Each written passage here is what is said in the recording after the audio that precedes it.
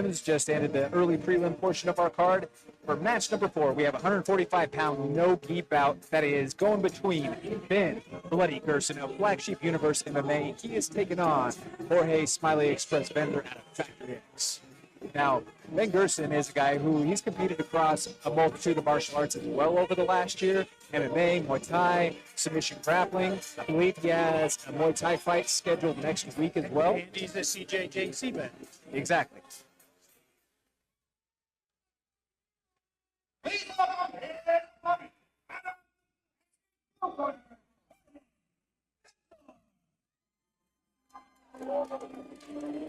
All right, Smiley Express, Venzor making his way. Another Factory X kid. I'm sure you've seen him in the gym. You can give us a little bit of a breakdown. Yeah, you know, Georgie, I love George. He's a great kid. He's one of those guys who just has that X Factor quality or energy about him to where you just don't come away from having an interaction or a conversation with a kid and not feel better about yourself. He's that kid who comes into the gym, works his tail off every single day. A lot of times he's doing 2-a-days or multiple sessions. He is one of those kids who takes it upon himself to go around, shake everybody's hand, say hi, just acknowledges everybody's presence. This is his second time here in the cage for us here at CJJC. The first time through, one thing that should be noted is he actually had his tryouts for the fight team right before that, so he was already gassed. He was already a little bit gassed, but he still came in and had a tremendous matchup. Didn't go his way, but at the same time, he said, hey, I don't care if I'm dead tired and exhausted. I'm not going to let my opponent down. I'm not going to let the promotion down and give me this opportunity.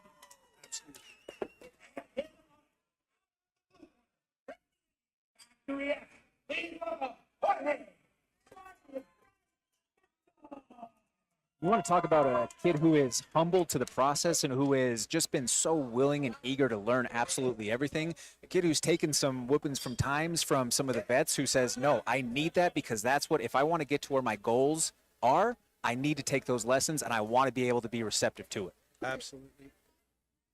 Oop, little slick spot in the cage. Much more calm beginning to this match. Yes, sir.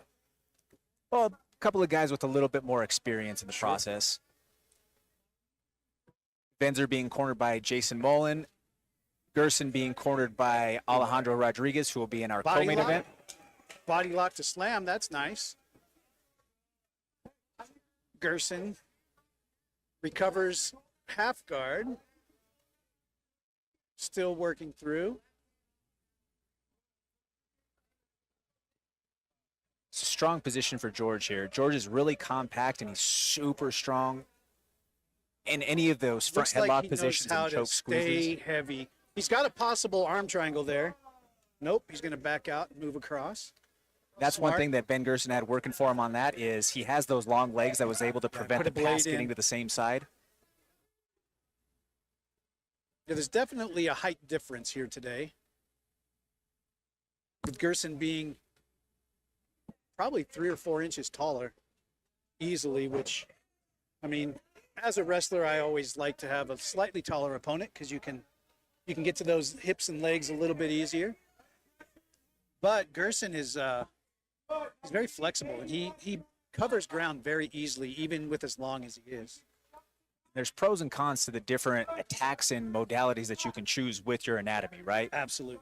Because somebody like a Gerson, well, he's going to have a little bit more of an advantage when we're talking arm in chokes, triangles with the legs, so on and so forth, whereas you have more of a pit bull build from Jorge, where if he gets something that's a tight front headlock, like those no-armed guillotines. So compressed. Exactly. Or if he were to have been able to transition over to that same side for that arm triangle, well, it's tight in a hurry. Right.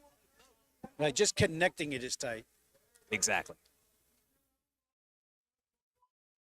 They're both being very, very careful with keeping the weight back, moving smooth.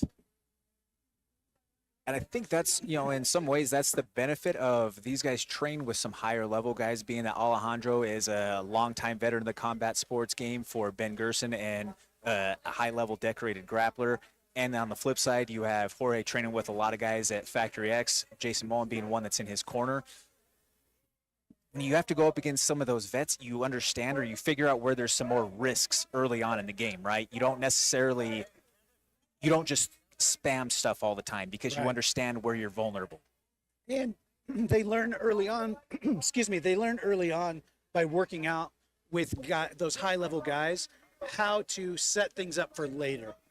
Whereas, let's say in the white belt match we watched just a little bit ago, it's I want to do this, I'm only going to do this. Right. Whereas here you can peekaboo something for a while and set it up and then come back around. And you only learn that when you go with higher level guys, experienced guys, and you get trapped in those kind of situations. Body lock grip here for Jorge. Big slam and dump by Jorge. Gerson is so good at recovering guard.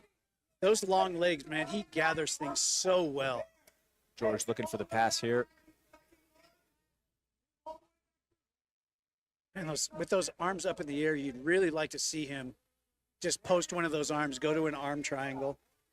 Even if you can't get outside of the guard, you can put a lot of pressure on. Absolutely. That was probably my highest percentage finish in every competitive match was an arm triangle, only because you end up here as a wrestling type body and their arms are so much more exposed for you.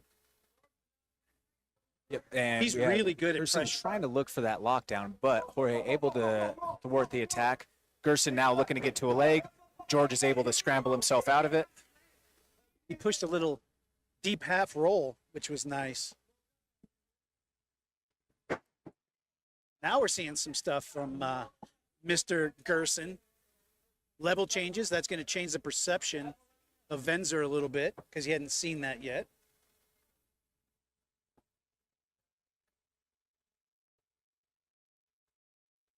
Some hand fighting and collar tie exchanges going on between the two right in the center of the cage.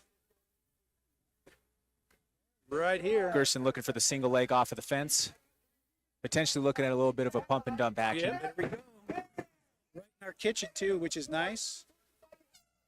Oh, man, that was a great back and forth match. Solid first round of action. We will see how it plays out for overtime. Referee Mr. Gunderson going to give him a coin flip.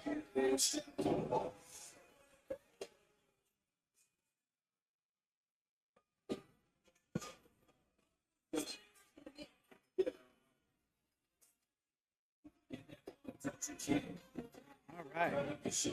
Gerson will be on the back first.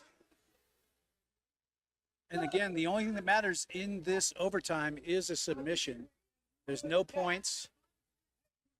This overtime does not go into consideration of the judge if it goes to a decision. So you might as well go for broke 100% of the time. Yes, sir. Absolutely correct. Gerson has the body triangle in place here. Rudder in the leg of Venzor up into the air.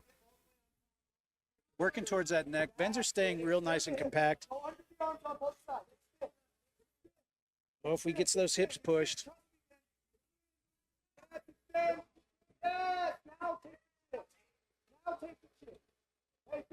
Man, Ben is, you can almost listen to his coach. I'm sure you can hear it through our mics. He's Asking playing a for the video flag. game. Yep, exactly. He's playing a video game. Ben is such a calm competitor right now that everything that his coach is saying, he's just working through. And you don't always see that. Especially this early on. Very much so. Round one of OT expired. Now, George is going to get the opportunity to work from the back himself. Any submission wins at this point. Yes, sir. He's got the full round. Oh, he's got the ankles.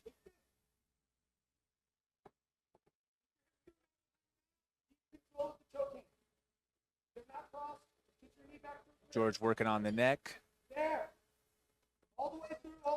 Kicked one of those hooks out.